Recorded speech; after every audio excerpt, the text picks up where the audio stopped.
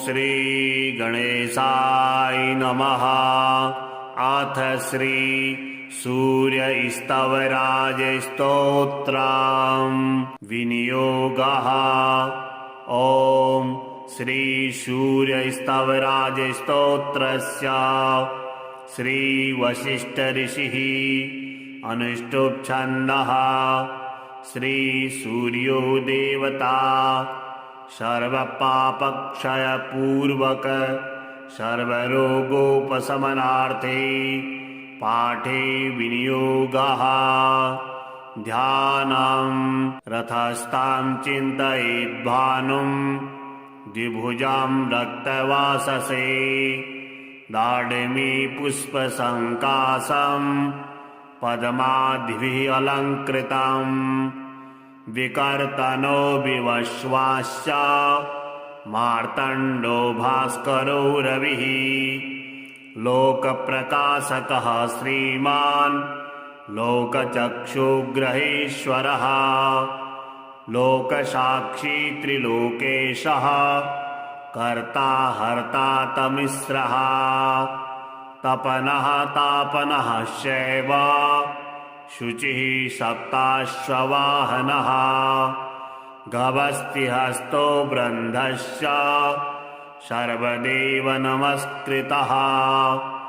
एकविंशति इत्येषा स्तव इष्टः सदा मम त्रिः आरोग्यकरः शैव धनवृद्धि यशस्करः स्तवराज इति ख्यातः त्रिषु लोकेषु विश्रुतः यः एतेन महाबाहो द्वे सन्धे स्तिमितोदये स्तौति मां प्रणतो भूत्वा सर्वपापैः प्रमुच्यते कायिकं वाचिकं चैव मानसं यश्च दुष्कृतम् एकजप्येन तत्सर्वं प्रणश्यन्ति ममाग्रतः एकजप्यस्य होमस्य सन्ध्योपासनमेव च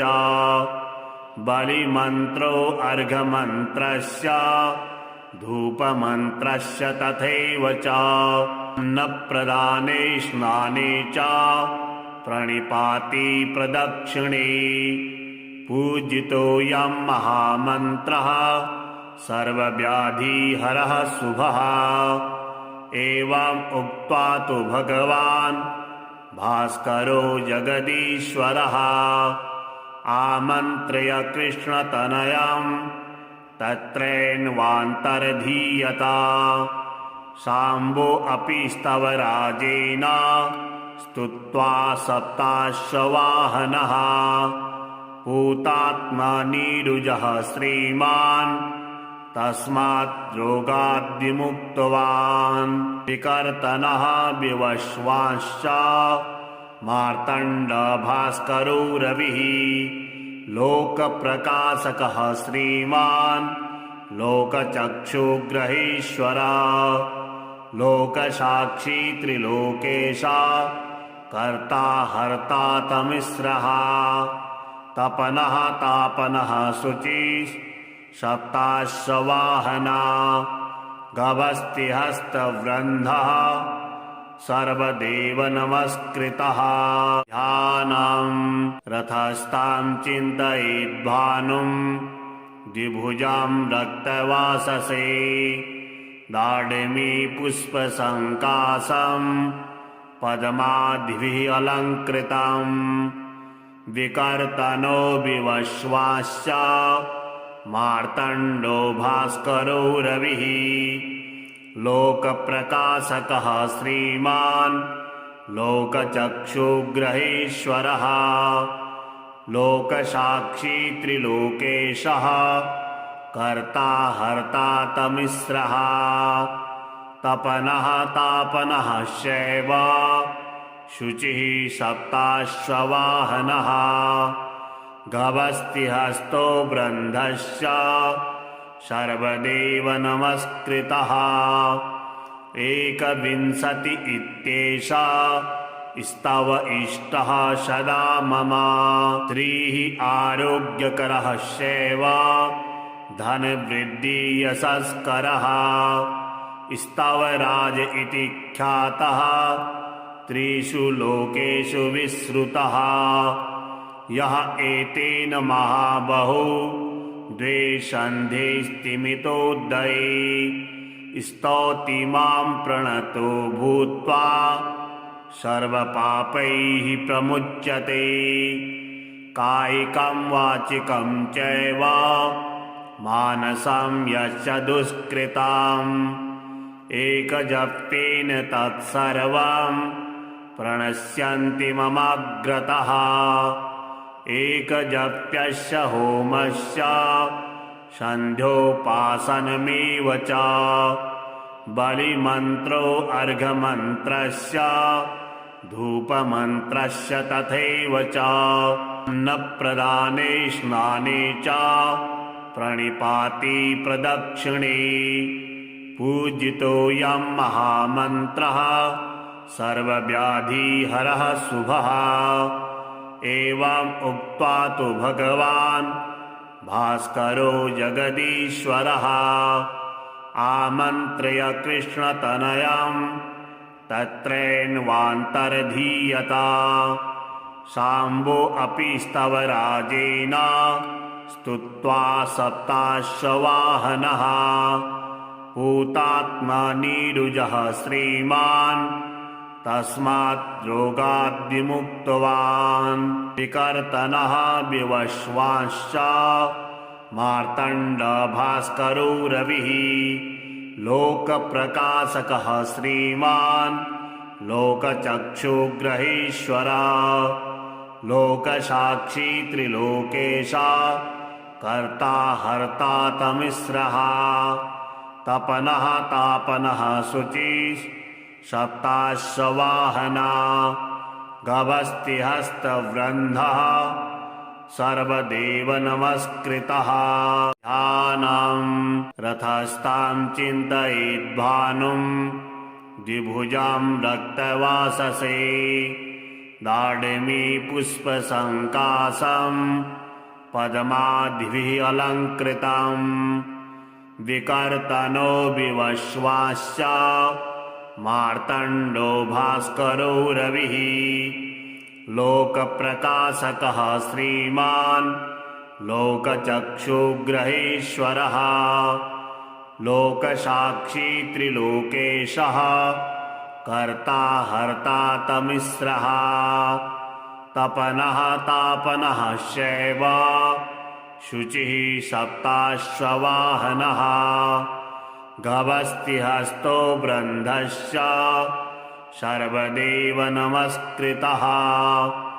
एकविंशति इत्येषा स्तव इष्टः सदा मम।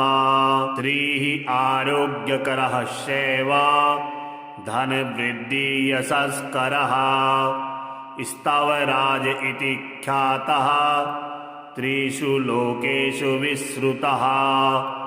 यः एतेन महाबाहो द्वे स्तिमितोदये स्तौति मां प्रणतो भूत्वा सर्वपापैः प्रमुच्यते।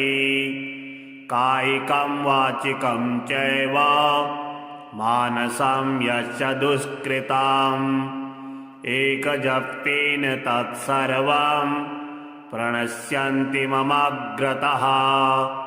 एकजप्यस्य होमस्य सन्ध्योपासनमेव च बलिमन्त्रो अर्घ्यमन्त्रस्य धूपमन्त्रस्य तथैव च अन्नप्रदाने स्नाने च प्रणिपाति प्रदक्षिणे पूजितोऽयं महामन्त्रः सर्वव्याधिहरः शुभः। एवं उक्त्वा तु भगवान् भास्करो जगदीश्वरः आमन्त्र्य कृष्णतनयं तत्रैन्वान्तर्धीयत।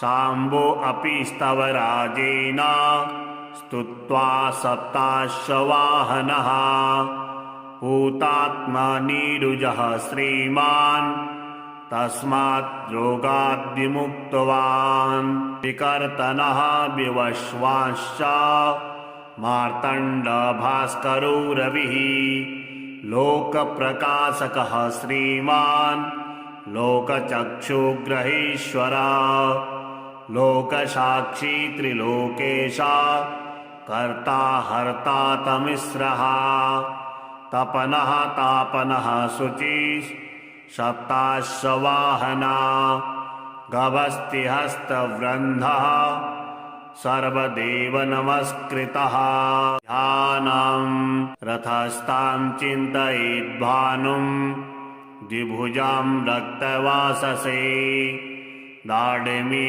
पुष्पसङ्काशं पद्मादिभिः अलङ्कृतं विकर्तनो विवस्वांश्च मार्तण्डो भास्करो रविः लोकप्रकाशकः श्रीमान् लोकचक्षुग्रहेश्वरः लोकसाक्षी त्रिलोकेशः कर्ता हर्ता तमिस्रः तपनः तापनः शैव शुचिः सप्ताश्ववाहनः गभस्तिहस्तो वृन्धश्च सर्वदेव नमस्कृतः एकविंशति इत्येषा स्तव इष्टः सदा मम स्त्रीः आरोग्यकरः शैव धनवृद्धि यशस्करः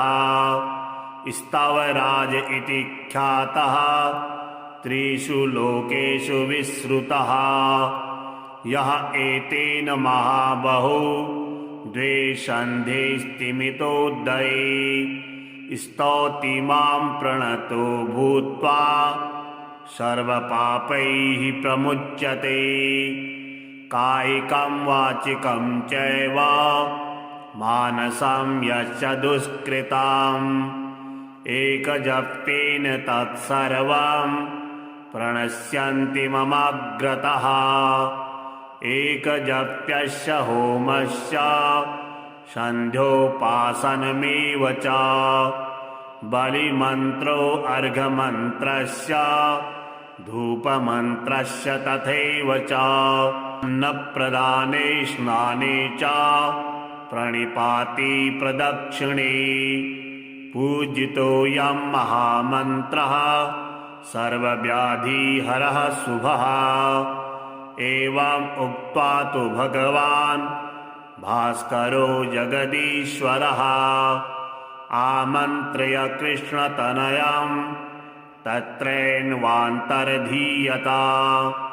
शाम्बो अपि स्तवराजेन स्तुत्वा सप्ताश्ववाहनः भूतात्मनीरुजः श्रीमान् तस्मात् रोगाद् विमुक्तवान् विकर्तनः विवस्वांश्च मार्तण्ड भास्करो रविः लोकप्रकाशकः श्रीमान् लोकचक्षुग्रहेश्वरः लोकसाक्षी त्रिलोकेशा कर्ता हर्ता तमिस्रः तपनः तापनः शुचिः सप्ताश्ववाहना गभस्तिहस्तवृन्धः सर्वदेव नमस्कृतः आनं रथस्थां चिन्तयेद्भानुं द्विभुजां रक्तवाससे दाडिमी पुष्पसङ्काशं पद्मादिभिः अलङ्कृतं विकर्तनो विवस्वांश्च मार्तण्डो भास्करो रविः लोकप्रकाशकः श्रीमान् लोकचक्षुग्रहेश्वरः लोकसाक्षी त्रिलोकेशः कर्ता हर्ता तमिस्रः तपनः तापनः शैव शुचिः सप्ताश्ववाहनः गभस्तिहस्तो वृन्धश्च सर्वदेव नमस्कृतः एकविंशति इत्येषा स्तव इष्टः सदा मम। त्रिः आरोग्यकरः शैव धनवृद्धि यशस्करः स्तवराज इति ख्यातः त्रिषु लोकेषु विश्रुतः। यः एतेन महाबाहो द्वे सन्धे स्तिमितोदये स्तौति मां प्रणतो भूत्वा सर्वपापैः प्रमुच्यते। कायिकं वाचिकं चैव मानसं यश्च दुष्कृतम् एकजप्येन तत्सर्वं प्रणश्यन्ति ममाग्रतः। एकजप्यस्य होमस्य सन्ध्योपासनमेव च बलिमन्त्रो अर्घ्यमन्त्रस्य धूपमन्त्रस्य तथैव च अन्नप्रदाने स्नाने च प्रणिपाति प्रदक्षिणे पूजितोऽयं महामन्त्रः सर्वव्याधिहरः शुभः। एवम् उक्त्वा तु भगवान् भास्करो जगदीश्वरः आमन्त्र्य कृष्णतनयं तत्रैन्वान्तर्धीयत। शाम्बो अपि स्तवराजेन स्तुत्वा सप्ताश्ववाहनः भूतात्मनीरुजः श्रीमान् तस्मात् रोगाद् विमुक्तवान्।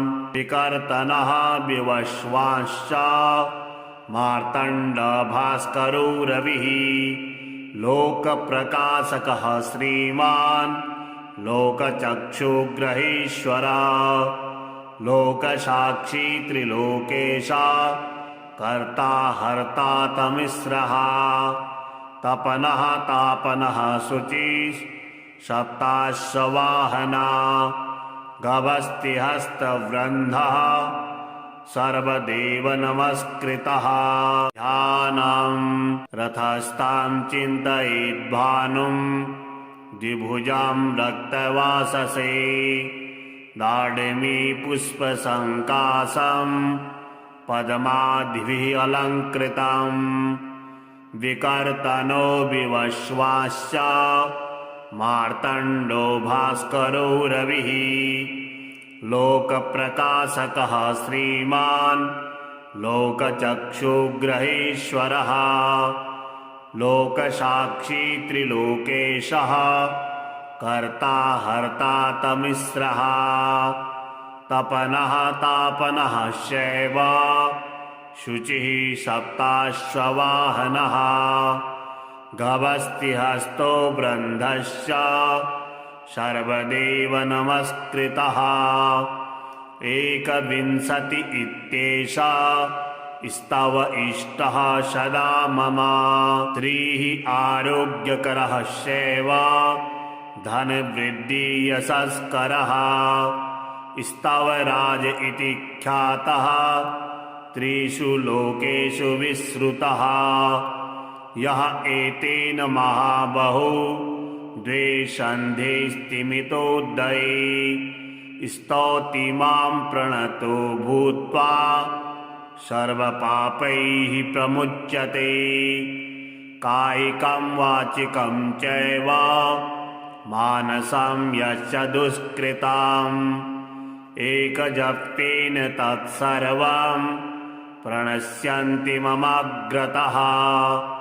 एकजप्यस्य होमस्य सन्ध्योपासनमेव च बलिमन्त्रो अर्घ्यमन्त्रस्य धूपमन्त्रस्य तथैव च अन्नप्रदाने स्नाने च प्रणिपाति प्रदक्षिणे पूजितोऽयं महामन्त्रः सर्वव्याधिहरः शुभः। एवम् उक्त्वा तु भगवान् भास्करो जगदीश्वरः आमन्त्र्य कृष्णतनयं तत्रैन्वान्तर्धीयत। शाम्बो अपि स्तवराजेन स्तुत्वा सप्ताश्ववाहनः भूतात्मनीरुजः श्रीमान् तस्मात् रोगाद् विमुक्तवान् विकर्तनः विवश्वाश्च मार्तण्डभास्करो रविः लोकप्रकाशकः श्रीमान् लोकचक्षुग्रहेश्वरः लोकसाक्षी त्रिलोकेशा कर्ता हर्ता तमिस्रः तपनः तापनः शुचिः सप्ताश्ववाहना गभस्तिहस्तवृन्धः सर्वदेव नमस्कृतः ध्यानं रथस्थां चिन्तयेद्भानुं द्विभुजां रक्तवाससे दाडिमी पुष्पसङ्काशं पद्मादिभिः अलङ्कृतम् विकर्तनो विवश्वाश्च मार्तण्डो भास्करो रविः लोकप्रकाशकः श्रीमान् लोकचक्षुग्रहेश्वरः लोकसाक्षी त्रिलोकेशः कर्ता हर्ता तमिस्रः तपनः तापनः शैव शुचिः सप्ताश्ववाहनः गभस्तिहस्तो वृन्धश्च सर्वदेव नमस्कृतः एकविंशति इत्येषा स्तव इष्टः सदा मम त्रिः आरोग्यकरः शैव धनवृद्धि यशस्करः स्तवराज इति ख्यातः त्रिषु लोकेषु विश्रुतः यः एतेन महाबाहो द्वे सन्धे स्तिमितोदये स्तौति मां प्रणतो भूत्वा सर्वपापैः प्रमुच्यते कायिकं वाचिकं चैव मानसं यश्च दुष्कृतम् एकजप्तेन तत्सर्वं प्रणश्यन्ति ममाग्रतः एकजप्यस्य होमस्य सन्ध्योपासनमेव च बलिमन्त्रो अर्घ्यमन्त्रस्य धूपमन्त्रस्य तथैव च अन्नप्रदाने स्नाने च प्रणिपाति प्रदक्षिणे पूजितोऽयं महामन्त्रः सर्वव्याधिहरः शुभः एवम् उक्त्वा तु भगवान् भास्करो जगदीश्वरः आमन्त्र्य कृष्णतनयं तत्रैन्वान्तर्धीयत शाम्बो अपि स्तवराजेन स्तुत्वा सप्ताश्ववाहनः भूतात्मनीरुजः श्रीमान् तस्मात् रोगाद् विमुक्तवान् विकर्तनः विवश्वाश्च मार्तण्डभास्करो रविः लोकप्रकाशकः श्रीमान् लोकचक्षुग्रहेश्वरः लोकसाक्षी त्रिलोकेशा कर्ता हर्ता तमिस्रः तपनः तापनः शुचिः सप्ताश्ववाहना गभस्तिहस्तवृन्धः सर्वदेव नमस्कृतः ध्यानं रथस्थां चिन्तयेद्भानुं द्विभुजां रक्तवाससे दाडिमी पुष्पसङ्काशं पद्मादिभिः अलङ्कृतम् विकर्तनो विवश्वाश्च मार्तण्डो भास्करो रविः लोकप्रकाशकः श्रीमान् लोकचक्षुग्रहेश्वरः लोकसाक्षी त्रिलोकेशः कर्ता हर्ता तमिस्रः तपनः तापनः शैव शुचिः सप्ताश्ववाहनः गभस्तिहस्तो वृन्धश्च सर्वदेव नमस्कृतः। एकविंशति इत्येषा स्तव इष्टः सदा मम। त्रिः आरोग्यकरः शैव धनवृद्धि यशस्करः। स्तवराज इति ख्यातः त्रिषु लोकेषु विश्रुतः। यः एतेन महाबाहो द्वे सन्धे स्तिमितोदये स्तौति मां प्रणतो भूत्वा सर्वपापैः प्रमुच्यते। कायिकं वाचिकं चैव मानसं यश्च दुष्कृतम् एकजप्तेन तत्सर्वं प्रणश्यन्ति ममाग्रतः।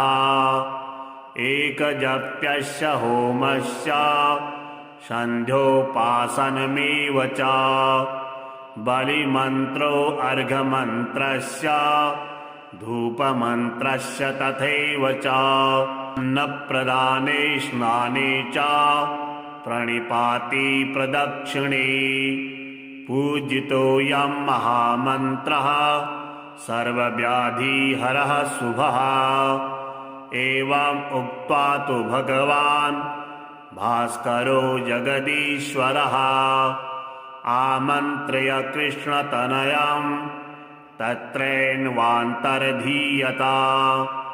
शाम्बो अपि स्तवराजेन स्तुत्वा सप्ताश्ववाहनः भूतात्मनीरुजः श्रीमान् तस्मात् रोगाद् विमुक्तवान्। विकर्तनः विवश्वाश्च मार्तण्डभास्करो रविः लोकप्रकाशकः श्रीमान् लोकचक्षुग्रहेश्वरः लोकसाक्षी त्रिलोकेशा कर्ता हर्ता तमिस्रः तपनः तापनः शुचिः सप्ताश्ववाहना गभस्तिहस्तवृन्धः सर्वदेव नमस्कृतः। ध्यानं रथस्थां चिन्तयेद्भानुं द्विभुजां रक्तवाससे दाडिमी पुष्पसङ्काशं पद्मादिभिः अलङ्कृतम् विकर्तनो विवश्वाश्च मार्तण्डो भास्करो रविः लोकप्रकाशकः श्रीमान् लोकचक्षुग्रहेश्वरः लोकसाक्षी त्रिलोकेशः कर्ता हर्ता तमिस्रः तपनः तापनः शैव शुचिः सप्ताश्ववाहनः गभस्तिहस्तो वृन्धश्च सर्वदेव नमस्कृतः। एकविंशति इत्येषा स्तव इष्टः सदा मम। त्रिः आरोग्यकरः शैव धनवृद्धि यशस्करः स्तवराज इति ख्यातः त्रिषु लोकेषु विश्रुतः। यः एतेन महाबाहो द्वे सन्धे स्तिमितोदये स्तौति मां प्रणतो भूत्वा सर्वपापैः प्रमुच्यते। कायिकं वाचिकं चैव मानसं यश्च दुष्कृतम् एकजप्तेन तत्सर्वं प्रणश्यन्ति ममाग्रतः। एकजप्यस्य होमस्य सन्ध्योपासनमेव च बलिमन्त्रो अर्घ्यमन्त्रस्य धूपमन्त्रस्य तथैव च अन्नप्रदाने स्नाने च प्रणिपाति प्रदक्षिणे पूजितोऽयं महामन्त्रः सर्वव्याधिहरः शुभः। एवम् उक्त्वा तु भगवान् भास्करो जगदीश्वरः आमन्त्र्य कृष्णतनयं तत्रैन्वान्तर्धीयत।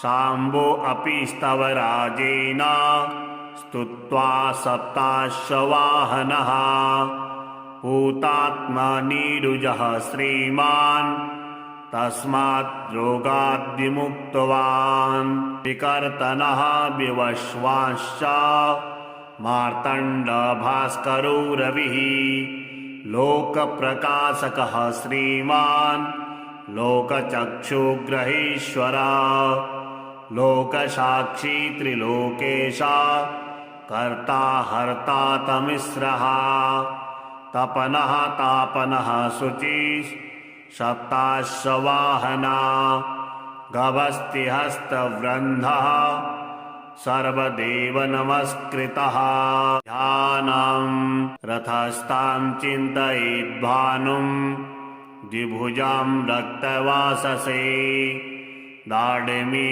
पुष्पसङ्काशं पद्मादिभिः अलङ्कृतं विकर्तनो विवश्वाश्च मार्तण्डो भास्करो रविः लोकप्रकाशकः श्रीमान् लोकचक्षुग्रहेश्वरः लोकसाक्षी त्रिलोकेशः कर्ता हर्ता तमिस्रः तपनः तापनः शैव शुचिः सप्ताश्ववाहनः गभस्तिहस्तो वृन्धश्च सर्वदेव नमस्कृतः एकविंशति इत्येषा स्तव इष्टः सदा मम त्रिः आरोग्यकरः शैव धनवृद्धि यशस्करः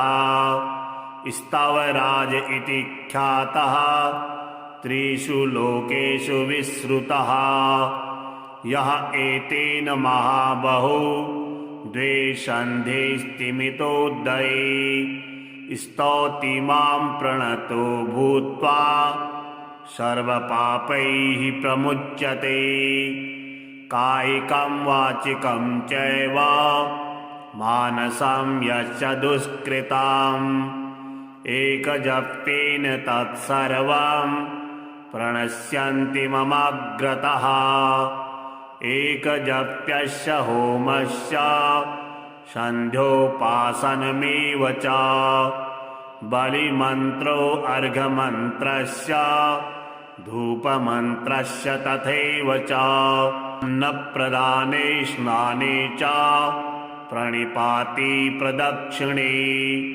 पूजितोऽयं महामन्त्रः सर्वव्याधिहरः शुभः एवं उक्त्वा तु भगवान् भास्करो जगदीश्वरः आमन्त्र्य कृष्णतनयं तत्रैन्वान्तर्धीयत शाम्बो अपि स्तवराजेन स्तुत्वा सप्ताश्ववाहनः भूतात्मनीरुजः श्रीमान् तस्मात् रोगाद् विमुक्तवान् विकर्तनः विवश्वाश्च मार्तण्डभास्करो रविः लोकप्रकाशकः श्रीमान् लोकचक्षुग्रहेश्वरः लोकसाक्षी त्रिलोकेशा कर्ता हर्ता तमिस्रः तपनः तापनः शुचिः सप्ताश्ववाहना गभस्तिहस्तवृन्धः सर्वदेव नमस्कृतः ध्यानं रथस्थां चिन्तयेद्भानुं द्विभुजां रक्तवाससे दाडिमी पुष्पसङ्काशं पद्मादिभिः अलङ्कृतं विकर्तनो विवश्वाश्च मार्तण्डो भास्करो रविः लोकप्रकाशकः श्रीमान् लोकचक्षुग्रहेश्वरः लोकसाक्षी त्रिलोकेशः कर्ता हर्ता तमिस्रः तपनः तापनः शैव शुचिः सप्ताश्ववाहनः गभस्तिहस्तो वृन्धश्च सर्वदेव नमस्कृतः। एकविंशति इत्येषा स्तव इष्टः सदा मम। त्रिः आरोग्यकरः शैव धनवृद्धि यशस्करः। स्तवराज इति ख्यातः त्रिषु लोकेषु विश्रुतः। यः एतेन महाबाहो द्वे सन्धे स्तिमितोदये स्तौति मां प्रणतो भूत्वा सर्वपापैः प्रमुच्यते। कायिकं वाचिकं चैव मानसं यश्च दुष्कृतम् एकजप्तेन तत्सर्वं प्रणश्यन्ति ममाग्रतः।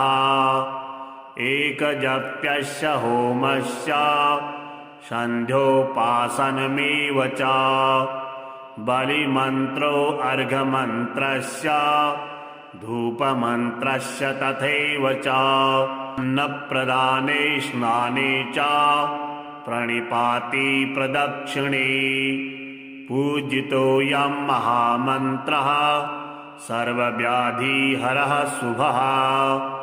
एवं उक्त्वा तु भगवान् भास्करो जगदीश्वरः आमन्त्र्य कृष्णतनयं तत्रैन्वान्तर्धीयत।